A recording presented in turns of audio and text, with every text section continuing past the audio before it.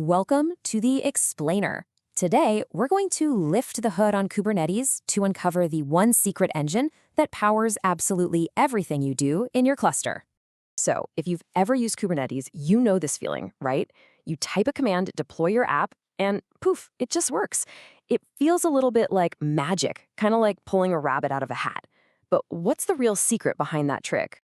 See, when you hit enter, you're doing way more than just issuing a command. You're actually starting a conversation with the true heart of the entire system. So let's dive in and see what it's saying.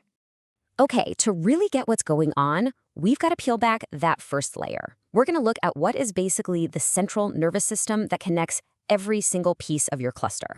And here it is. This is the absolute key. The API isn't just some feature bolted onto Kubernetes, it is Kubernetes. I mean, every single action, whether it's you typing kubectl, a component inside the cluster doing its thing, or even your CI/CD pipeline, is an API call. There is no other way in, no backdoor. Now this right here, this is where things get really interesting. Because what this means is that all those things we think of as Kubernetes, pods, services, deployments, secrets, you name it, they aren't some kind of special magical entities. Nope. They're all just API objects. They're just standardized definitions that you create and manage through the API, and the API server stores that desired state in its brain, etcd. Okay, so if you want to work with this super powerful API, you've got to speak its language, right?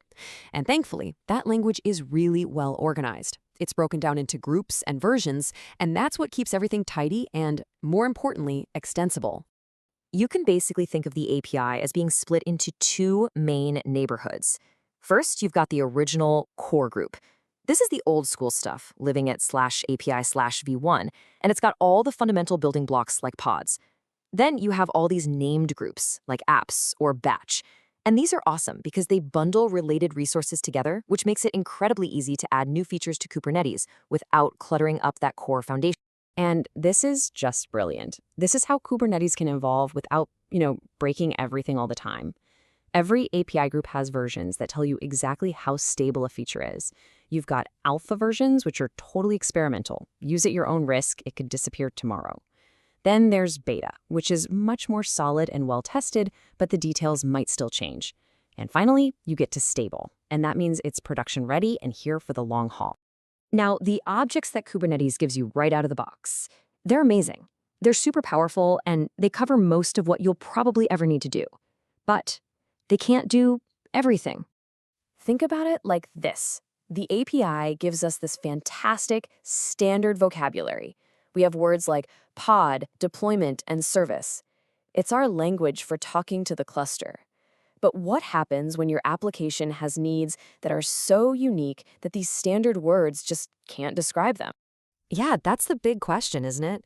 How can you manage your own custom, application-specific stuff using that same awesome declarative style you use for everything else? I mean, you want to be able to just type kubectl get pizzas, right? Of course you do. Well, the solution is where the real genius of the Kubernetes API just shines through. You can extend it. You can literally teach your Kubernetes cluster brand new words. You do this with something called a custom resource definition, or CRD for short. A CRD is like adding a new entry to the Kubernetes dictionary. You define the word, you give it rules, you explain what it means. And once you apply that CRD, the API server instantly gets it. It understands your new object type, creates a brand new API endpoint just for it, and knows how to store it just like it stores a pod. And getting it set up is a pretty straightforward three-step process. First, you define your new resource in a YAML file, laying out its structure. Second, you run a good old kubectl apply to register it. And bam, step 3. As soon as the cluster knows about it, you can immediately start creating objects of your new custom kind. It's that simple. So once you've taught Kubernetes what a cron tab is, you can start creating them.